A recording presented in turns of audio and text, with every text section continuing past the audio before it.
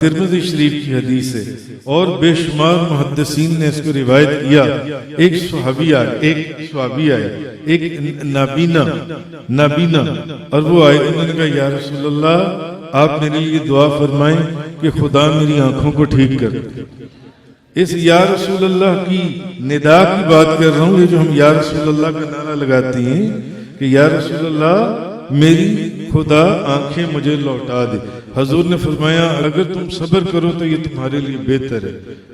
اگر کہو تو پھر میں تمہارے لیے دعا کروں۔ انہوں نے کہا یا رسول اللہ آپ بس میری دعا فرمائیں کہ میری آنکھیں جون سی ہیں یہ واپس آ جائیں۔ حضور نے فرمایا اچھا جاؤ مسجد میں جاؤ، تازہ وضو کرو، 2 نفل پڑھو اور 2 نفل پڑھ کر یہ دعا مانگنا،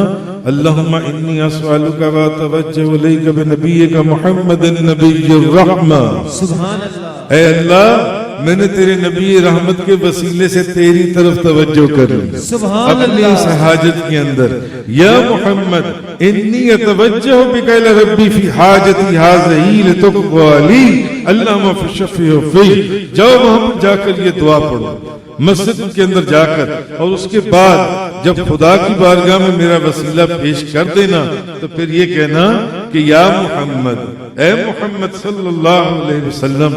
آپ کے وسیلے سے میں نے اللہ کی بارگاہ میں اپنی یہ دعا پیش کر دی ہے، اب میری آنکھیں واپس لوٹائیں۔ محدثین لکھتی ہیں کہ اس صحابی نے، نابینا شخص نے مسجد میں جا کر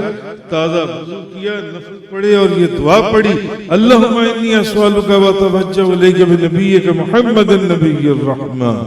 یا محمد